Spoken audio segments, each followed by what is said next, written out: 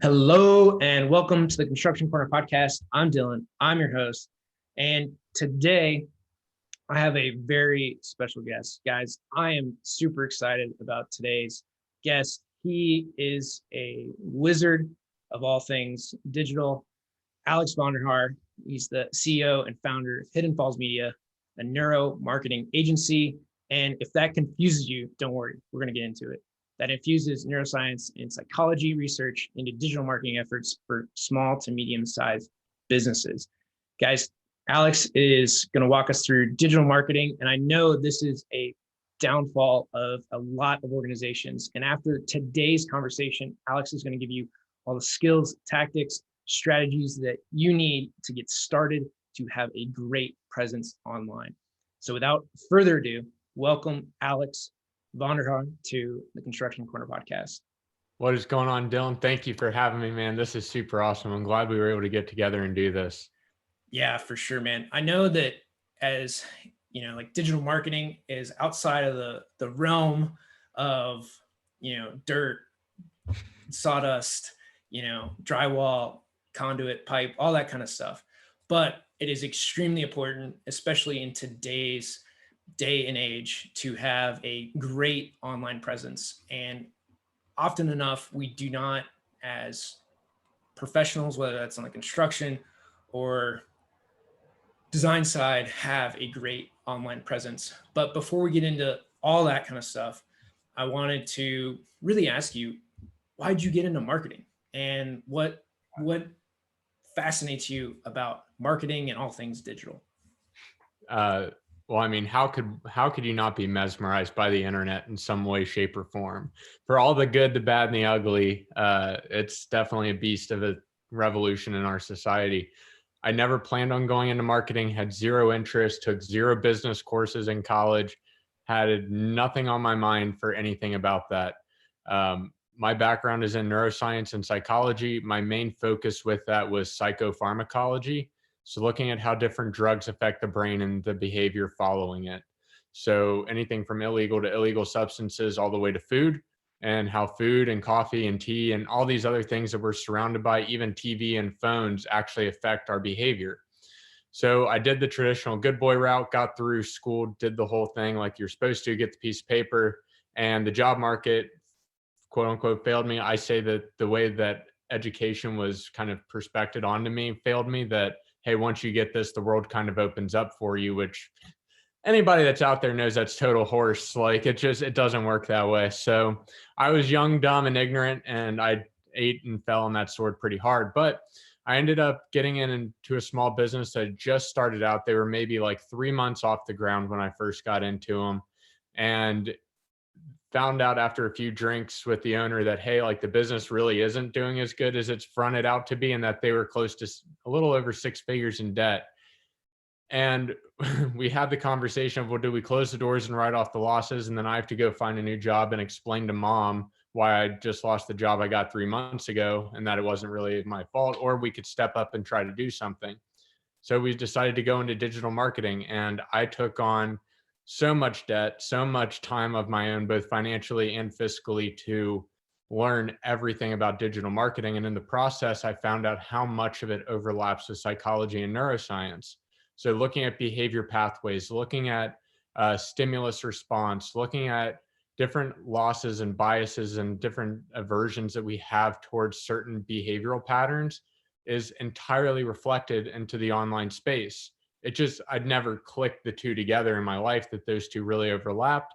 I heard from some people that, yeah, a lot of psych majors go into business, but they never really specified why or to what degree. I just figured, hey, they probably didn't want to be a counselor or couldn't get a job, so they decided to go into business. So that's ironically kind of the same path. So within 18 months of really digging into this, we were able to bring them from 115 in debt up to 2.2 million in sales. And that was all on Facebook, Instagram, and Google. And this was very early on for us. This was probably 2015, 2016 that this started to really happen. And Facebook ads at the time were just exploding. Google ads were already kind of long gone. You kind of missed the golden days of those. And they were still really trying to figure out YouTube pre-roll ads, which we caught the tail end of to some degree. but it was a wild ride kind of watching this and growing with it. Um, I've helped him grow the business, couldn't get more than $8 an hour, wouldn't get hired on full time after we got all these successes. So I left in January 1 of 2018. We started the business and we've been moving and growing ever since. Oh man, there's so much to unpack in there. First off, like congratulations. Like that's a huge, huge win, even though you weren't compensated for it at the time. But to Yeah. have that on the books Yeah, it's cool. is a huge win. Um, Another thing that we talk about quite a bit in the show, or comes up with a lot of the construction guys that I talk to, is like making the trades cool again. Yeah. So making, like you were talking about, school failing you, right, in a way, which it's one of those things that happened for you, not to you. Mhm. Looking back on it, going through it, it sucks. Like we've all been there, been jaded, and for the 3, 6, 12 months, it sucks going through whatever. But looking back on it, you can see that those stars really aligned, which is why we talk about the trades, that you learn an actual skill coming, Totally. through the trades versus going to school. I mean, granted, you have a lot of the stuff that you talked about too, where you're learning a skill that's directly applicable to whatever it is you're doing, right? You dove into all the coursework and became really a lifelong student of this thing that you had no idea about, but there were people out there teaching it that actually did the thing that you wanted to do, which is exactly what the trades do.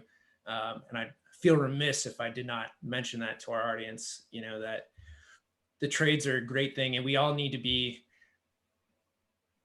I guess, cognizant and aware of pushing people to something that they might be good at, right? Not all of us are college bound, even though like both of us did go to college, but a lot of people are so mechanically inclined. Like I can't fix anything. I'll be honest there. Like that's not my forte. Like I've got the engineering math brain, and I need people to fix stuff for me, right? Yeah.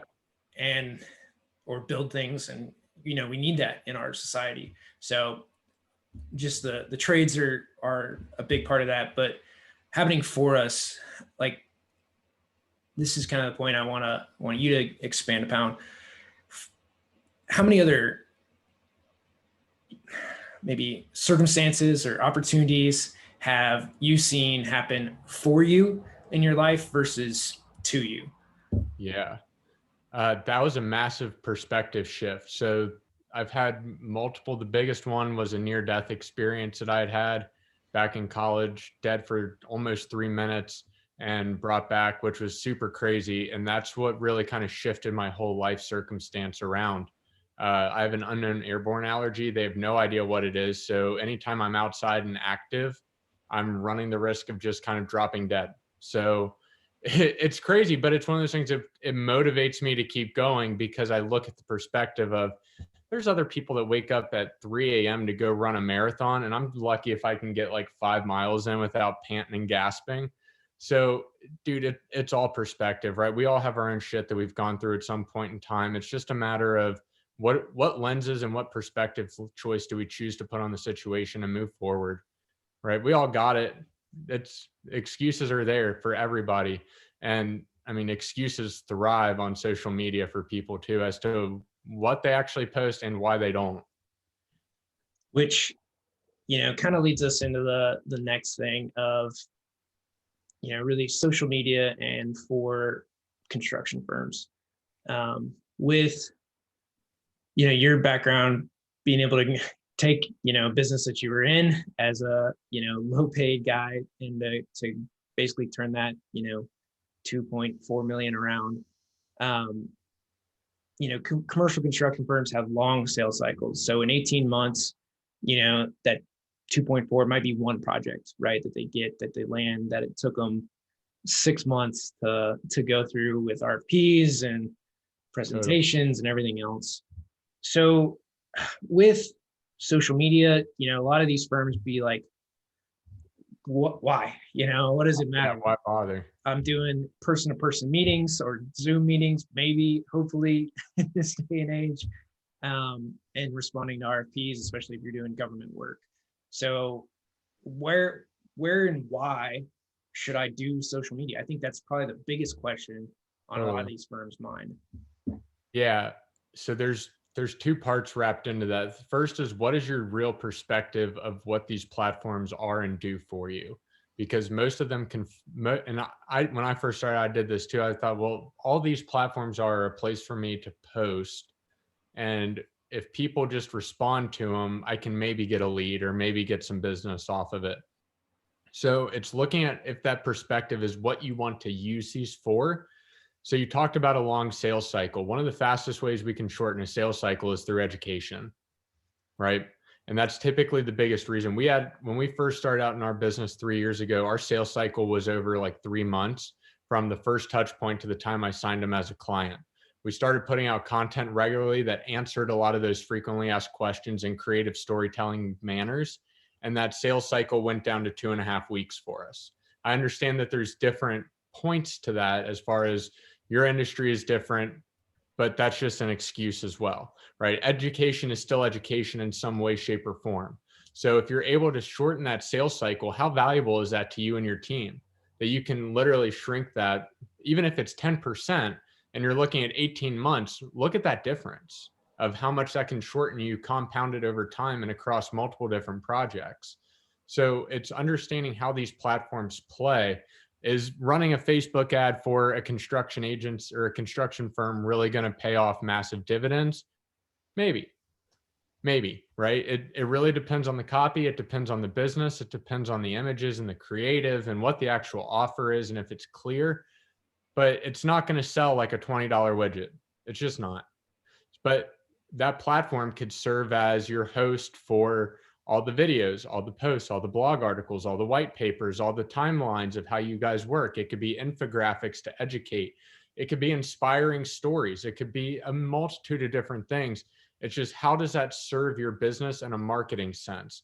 Everybody's online now, and COVID shined a huge light for businesses that were digitally poor from an asset perspective of any type of digital asset, whether that's PDFs of your white papers, whether that's educational videos for somebody to know how to use your product. Maybe it's an explainer video if you have something that's a really kind of complicated idea. How do we break that down and make that easy to consume, just like we would in a one-on-one meeting, maybe over coffee or dinner or lunch, where I'm able to kind of break some of these more complex ideas down for you. But if that could be done on a 5-minute explainer video that you pay somebody on Fiverr 100 or 200 bucks for, look at all that time and effort and energy you saved. And now your clients have digital resources that they can go back to when they're talking about your business, of what differentiates you from somebody else. Oh, well, they have all these free online resources for me that I can go back and watch that video if I'm trying to figure this out on my own or I need help, or what does the timeline process look like, right? There's so many different avenues that this can play out. So when we look at digital marketing as a whole, it's not just Facebook. It's not just the platform. It's not just what that ROI is. It's what does that do to your entire business experience from the first time the customer hears about you all the way through when they're a lifelong sold customer. So much to unpack. Like, that was, guys, if you have been listening to this, go back for the last 3 minutes and re-listen to everything Alex just said. There is so much in there on digital footprint, on digital assets, on education, on answering your frequently asked questions, on shortening sales cycles. Like, in that last 3-4 minutes, that was so much packed into that little bite that you're going to need to unpack that, pause, write some notes, go back and do it again. So the next question that comes kind of out of this is, all right, you just gave me the kitchen sink, right? You gave me everything I need to be doing. But again, we have a lot of content, maybe somewhere that some guy knows about, or he's got it in his head. So as a professional firm, let's just talk about like the design side, right? Architects, engineers, professional side of it. More so, and not to say the construction side of it isn't professional, but that's just, what we think of. is, so where should those firms start? Where should they start when they look at digital marketing? Um, we'll take it from there. Yeah, great question. It comes down to the customer every single time. It's cliche, but cliches are there for a reason. It's knowing your audience. So, okay, let's say we truly, and we all do, we all only have the same amount of time in a day to get this different levels of work done in different areas of our life. So if we know as a firm or an agency, we only have 2 hours a week to dedicate specifically to marketing, and that's all we have. What can you do in those 2 hours on one platform that you can just absolutely skyrocket with, as opposed to looking at everything else that's in front of you and trying to look at it like a buffet line? Let's focus on getting one specific thing that's going to move the needle. Typically, that answer is going to be content.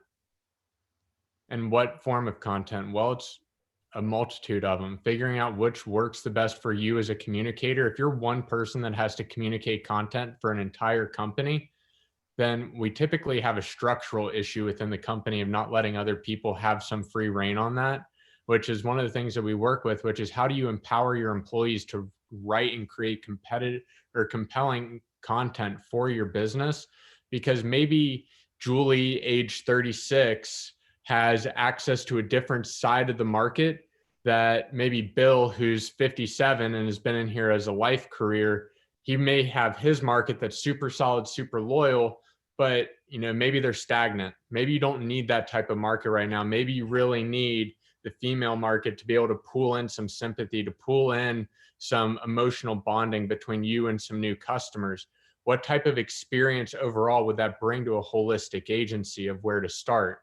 So if you really only have 1 or 2 hours a week to focus on your overall marketing, start with looking at how do we expand that time within keeping it the same, right? Where can you delegate and pass some of that off to?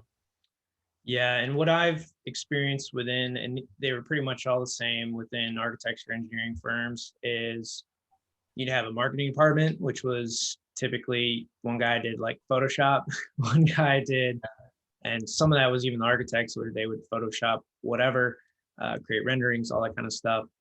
Maybe a copywriter, and then kind of somebody to put together a RFP, right, or proposal document. So those were kind of like the 3-4 people that you had to put these together.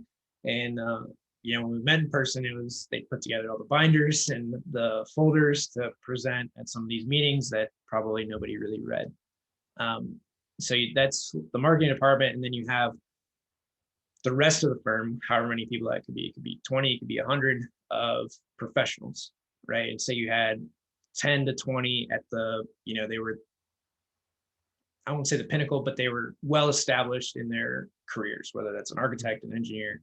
So you had all these professionals. And what everyone at the marketing department always asked was, hey, can you write something? Can you write something? And that never happened. So you have all this knowledge within your firm. How would you go about kind of extracting that in those 2 hours to where your marketing department, you've got a guy who's a writer, you got a copywriter there, you got somebody that can shoot some video and probably edit it. So you have really the great winning combination there, writer and video, and then you have a expert in their field. So how would you go about kind of creating content with those 2 hours a week? And your marketing department, again, is dedicated to content where everyone else is dedicated to billables, if you will. Totally. Yeah, 100%. That's a really good question. So it comes down to, how do we create content that people actually want to enjoy and that they find compelling enough to share or to pass on and actually engage with? So there's 3 different forms of pillar content outside, not like in the actual medium, right? Because then video is king for that, just because of how it breaks down. But within content as a whole, for what humans like to enjoy, it's educational, inspirational, and entertainment are the big 3. And within that, we get things like how-to, we get animal videos, we get business videos, right? We get the whole mix. But the ones that really do the best are within those 3 categories. So if we're acting that's top level, like those are the king pieces that we need to hit. And it's okay if they overlap, but how do we start to put on the filter down beneath them to start to really attract the audience? And that's where we look at what Tony Robbins has with the 6 human needs and starting to layer those into the content. So we'll tell stories that fuel education, inspiration, and entertainment through the lens of certainty, through the lens of uncertainty, through the lens of contribution, growth, significance, love.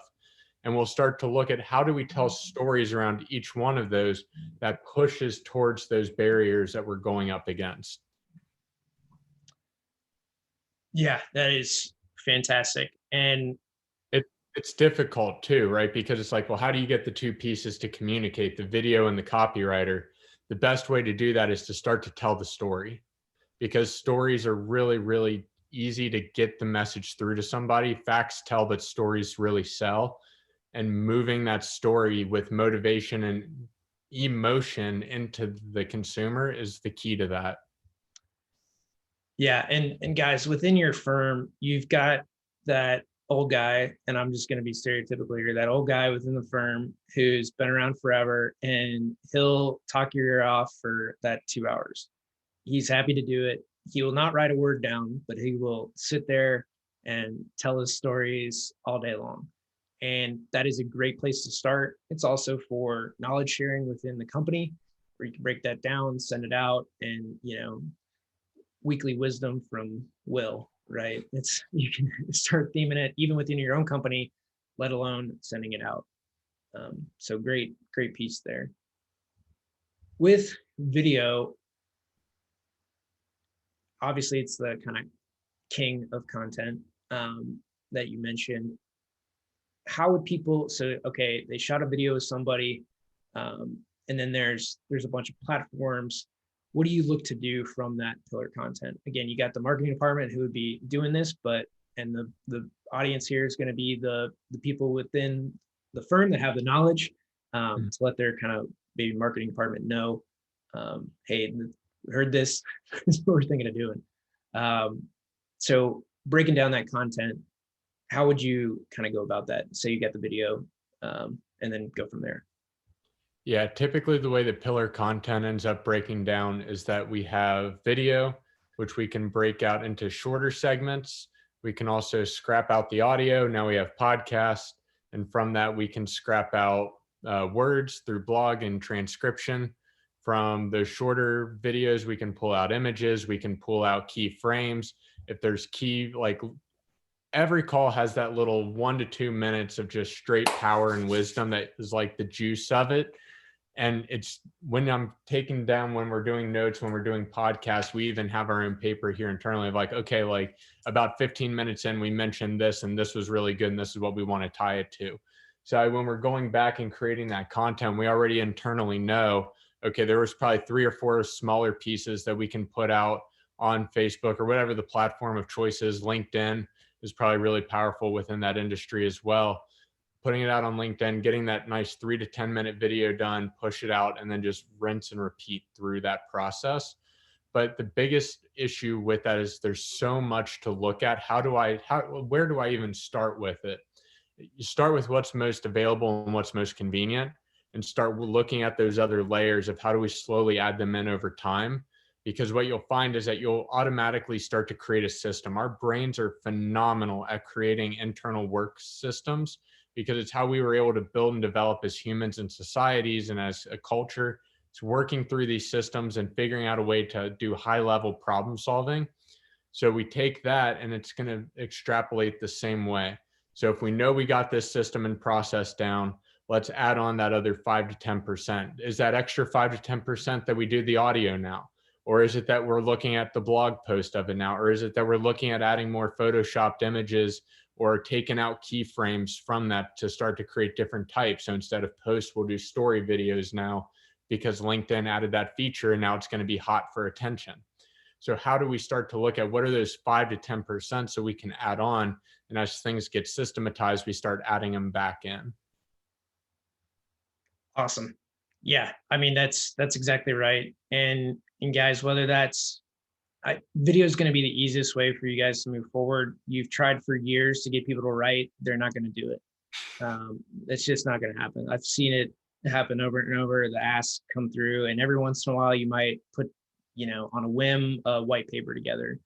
But it's just, those days are few and far between to do it. And you've probably got a section on your website that has some white papers that are, last post was 2 years ago. When's the last time you as a consumer read a white paper on a company though? Or was that even the deciding factor for that conversion on their end? So in construction, no, I've done a lot for other white papers and like, 5 things about whatever, and downloads. But yeah, you're right. I mean, for the most part, my consumption as a consumer is on YouTube, LinkedIn, Instagram, Yeah. Facebook.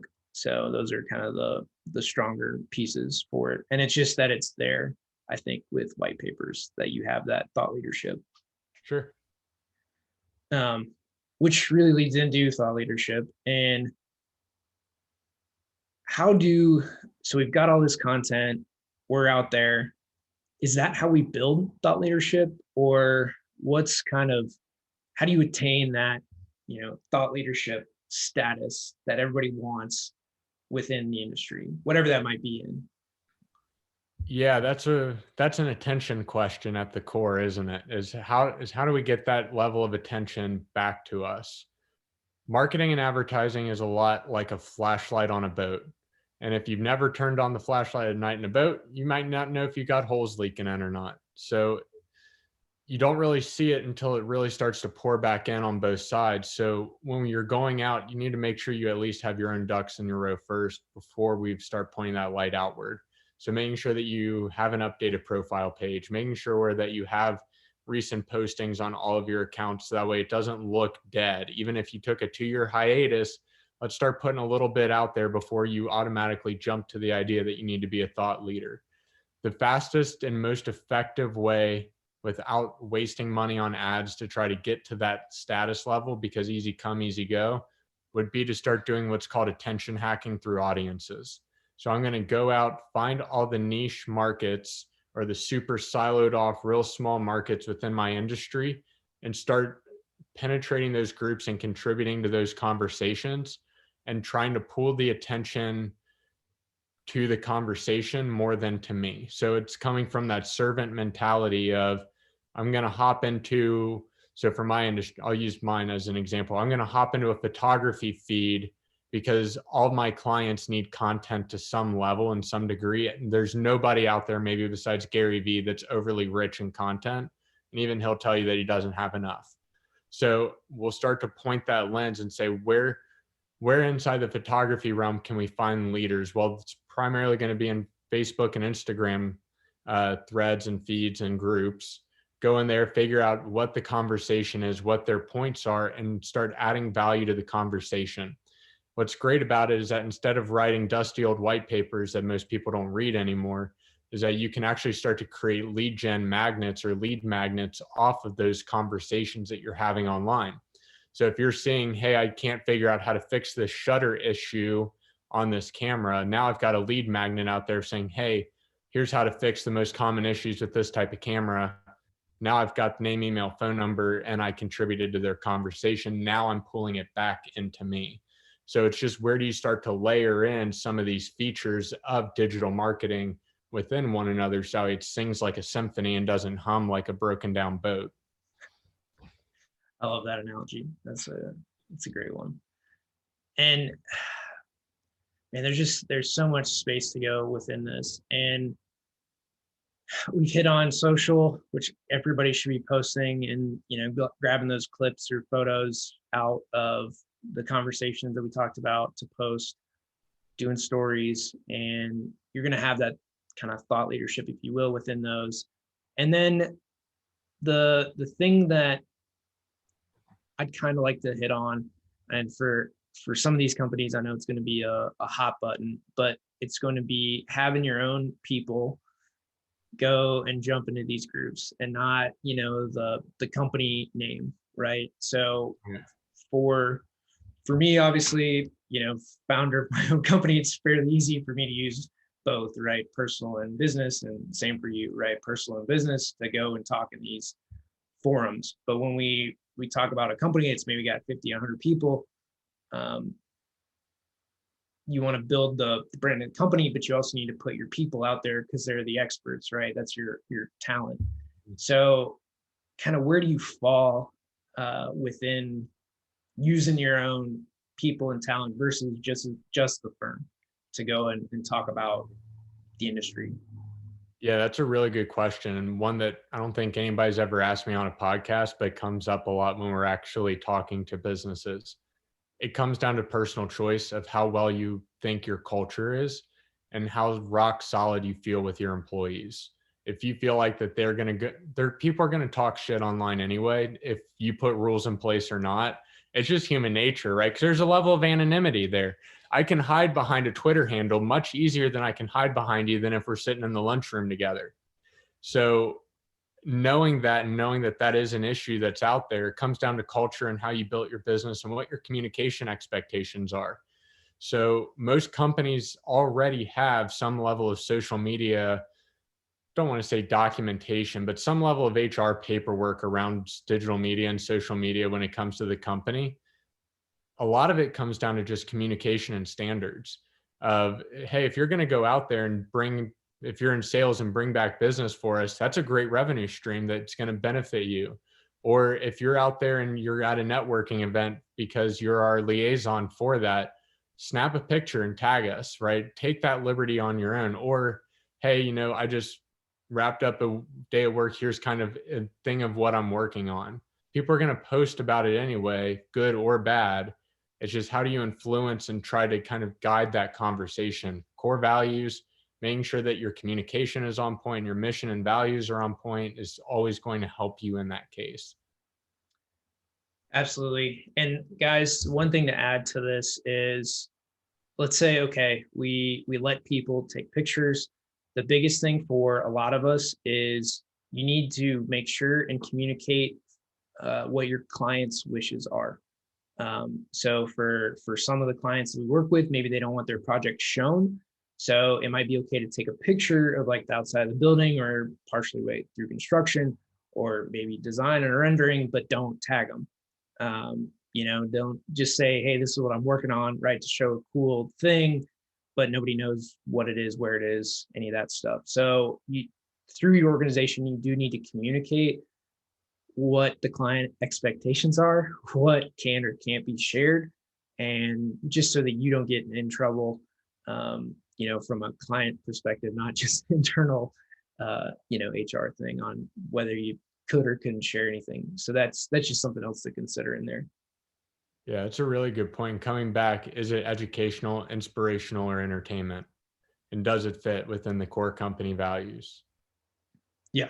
And if you don't have core values, that's another long conversation, but you should create those. Okay, we've talked social, we've talked video, we've talked basically everything online except for maybe still the king in the digital marketing space, and this is email. So I don't know that I've ever seen a newsletter, maybe once in a blue moon, from an architecture engineering company, even a construction company. So, and not just like the, hey, look at our projects, but something that's, maybe actually useful for email marketing. So how, from everything that we've talked about already, should email marketing be utilized within these companies? Totally. There's two types of email marketing campaigns, and it's finding a balance between the two. The first one is a nurture campaign, and the second one is a sales campaign. It's finding the balance between the two and really working. But if you're developing a strategy, let's go back to that. I have 2 hours a week to develop a marketing strategy and actually start to implement it. What could we do in that first week? We could devise what's going to be 5 individual emails for each one. You don't need to email people every day. You don't even need to email them multiple times a week. You can do one a week and get away with it just fine. So right there in that one meeting, you have 10 weeks worth of emails that you can put out, and you can do campaigns around each one of those sets, a nurturing or a sales-based one. But if you're going to do the sales-based one, understand that It can't just hit hard right hook of, hey, I need you to buy this, right? Bring up a story and tell them the reason why this is going to serve them. Email got really stale and bland. Why? The rest of the content world's still creative and crazy. Yeah, there's still people that are going to be bland and not so creative, but that's your moment to shine. If nobody else in that industry is taking advantage of this, what a huge land grab opportunity to go in and actually provide value, provide some entertainment, provide some education, inspire them with a project or inspire them with something that's visual based. If you're dealing with architecture, you have such incredible opportunities to share photography, to share videography, to share design and good fundamental design just at the basic level, not just when it comes to buildings, but let's talk about design overall. How cool would it be if you did a weekly review of the most famous buildings inside or around the world, right? And what makes them architecturally interesting, or the buildings that have those weird staircases that lead to nowhere, right? How cool would it be if somebody broke down on a video that you put inside of a nurture campaign of, hey, here's how they thought about this, and here's what they possibly could have done differently if they wanted to do some extra things here, here, and here. Gold, just pure gold. And guys, within your own marketing team, within your own company, like these types of thoughts of, wouldn't it be cool if fill in the blank, right? Come up with, like Alex said, 10 ideas, get 10 people to talk about it or write a story about it or get on video and share a story. It's not going to be that hard. You're just going to have to set up some of these structural things like, hey, I have a story I want to tell, and you take 15, 20 minutes to go and set up a camera, tell a story, and then the marketing team can get to work on it. It's not going to hurt your billables. It's really going to be beneficial for you in the long run. And you're going to have all that. It's forever, like it doesn't go away. Yeah. So that's the other beauty of everything we're talking about. It is evergreen content. You can pull up those old videos from however long ago you shot them and pull them back up to share again. A real hidden gem of this that we haven't talked about is, well, what happens when it actually takes off? Let's say I took the time to invest in video, invest in the content. What's it going to do? Because I still have to spend money on ads if I want to get results, is the number one big thing, right? I still am going to have to spend money even after I go through all this problem. The answer is twofold, yes and no. Yes, if you want to push it further and get into new audiences, there's going to be ad spend or attention hacking like we talked about earlier going through groups.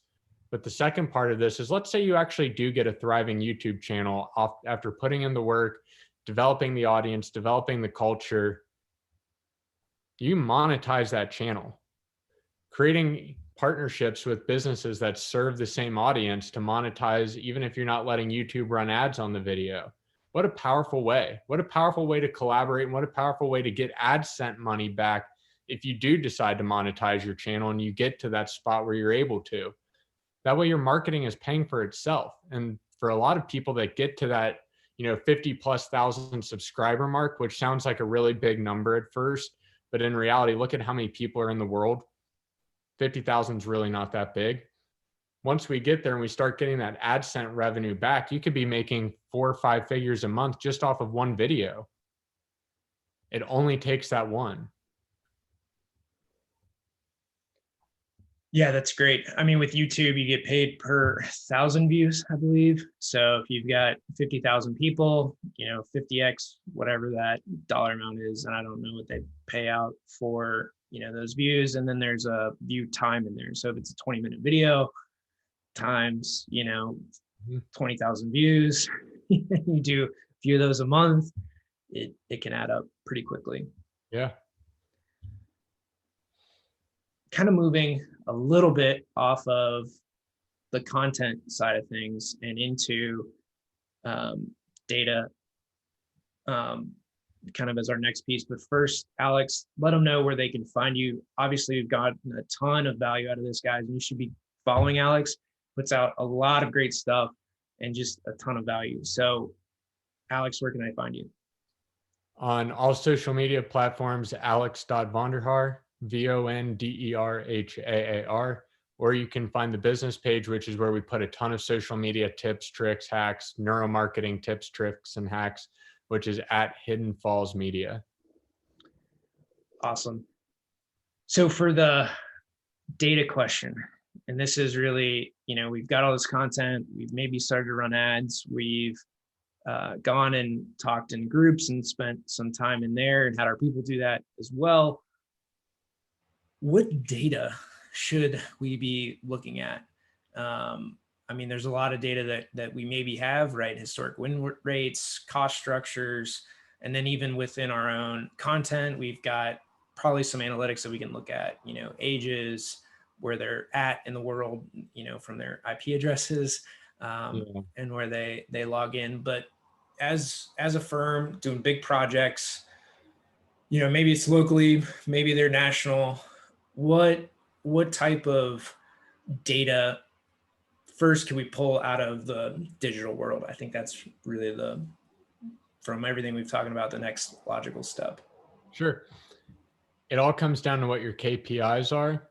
So your key performance indicators, and figuring out how those align with what you're actually intending to use these platforms for, which is how we started this conversation, right? If I'm only using Facebook for the idea of I want my customers to be able to see a place where I have reviews, testimonials, and that we're semi-active with content, and that's the only goal. I don't expect any leads from it. I don't want anything besides a show and tell, and that we are who we say we are.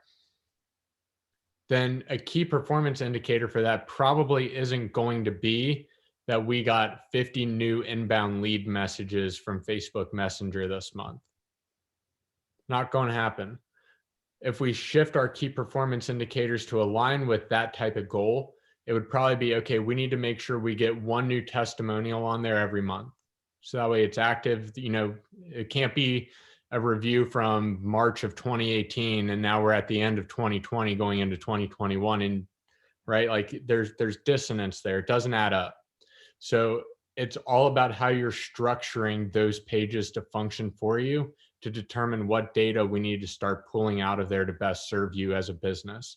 So let's look at it. If you are using, paid ads to start to generate leads and traffic and everything else, you're going to find what your own ratios are as far as what are good conversion rates from traffic to leads to actual purchases. The market fluctuates all the time based off of the cost for it, because it's an auction. A lot of platforms are auction based. So there's no set price on an audience, which is phenomenal. It means we're not always overpaying, but sometimes we are. So looking at it, how can we start to align our averages over a week window, a month-long window, a 2-month window, and starting to look at these trends over time? Social is great. It gives us immediate feedback, but trends are still trends, which means that there will change over time.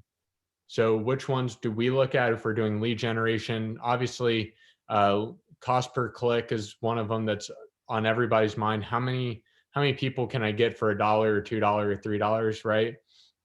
Looking at that, out of how many of those unique link clicks, so how many times did a new person come back? It's always a good one. And then comparing that to the people that actually generated a lead or hit a certain step.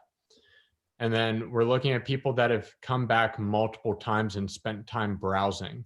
There's a ton of features, especially if you have the Google tracking code and the Facebook tracking code installed. You can actually filter that out by time view, which is what we start to look at. Because if they're on your site for 3 to 5 minutes, odds are you've piqued their interest and you have their attention for at least that time of window. Something caught their eye, right? Now it's time to start fishing them back and pulling them back in and starting to look at, okay, well, how much does that re-engagement or retargeting cost look like for us? And over time, as we add more people in, how do we get that to go down? Because online revolves around 2 things, really: acquisition and retention. How much is it going to cost me? How much does it take to retain them? But that all fits under the lifetime value of one customer. And within that, guys, so everything Alex talked about, in, you're running ads, you're getting that data, they're coming to your site. is there something to entice them to give you their email so that you don't have to pay to talk to them again, right? Or the minuscule amount that you have to pay for if your list is large enough and you send enough emails that you're gonna have to pay for some email service. So to think about that to kind of lower that cost to continually reach your audience. And frankly, you probably have a lot of emails and business cards and desks around the office to start to populate that list of clients. And they can unsubscribe. It's not a big deal, but you can start to build that list with just business cards that you've gathered over the years that are sitting in desks somewhere. Can we talk about that real fast? I love the idea when people unsubscribe from me. Why would I want a list of 10,000 people, but none of them are active? I want a high engagement. I want high open rate. So that person wasn't going to open them continuously anyway. So why do I want them there? It hurts my numbers. It hurts my data. I don't want them there. Get them out faster. Great point. And yeah, I mean, so when you start looking at email, you're going to pay per subscriber or person on your list. So with a lower list, higher open rate, I mean, it works better. And then you're not getting, there's a lot of stuff that goes into this too, like not getting marked as spam by Google primarily or Outlook to make sure your email actually gets delivered. So there's a lot of other stuff behind this, guys, but in simplicity, you want people that are engaging, that are going to be your customers, and everyone else you don't care about, right? They're not going to buy from you anyway. They're not going to buy from you. So it doesn't matter if you're talking to them or not, because they're not listening.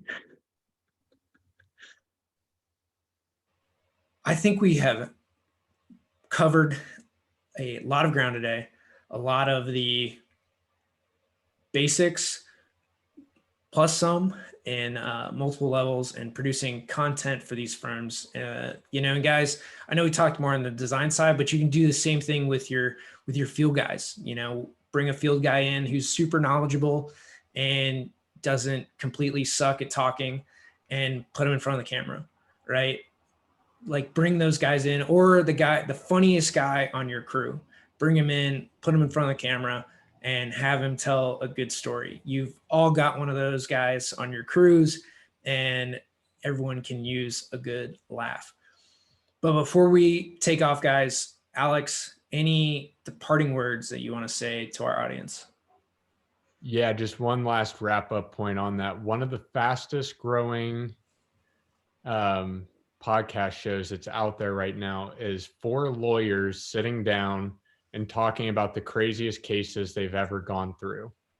And it sounds kind of interesting, but at the same time, if you have zero interest in that, you have zero interest in it. But how many new clients do you think each one of them has picked up just from the fact that they decided to get together and storytell? Oh, and by the way, they're all owners of different firms. So they're all quote unquote competing for the same audience, but they're really not. They're all winning together. What are some of those? I want to leave you with the idea of how can you collaborate and inspire with other people together to create something really cool and interesting. What are those collaborations? What are those strategic partnerships that make sense? That way you can grab the attention of both and really create some real synergy and momentum. That would be my challenge to you, that and to go make somebody smile. And guys, the simple one is going to be other trade partners. So if you're an electrician, pair up with a HVAC guy. If you're a plumber, pair up with woodworkers, like carpenters.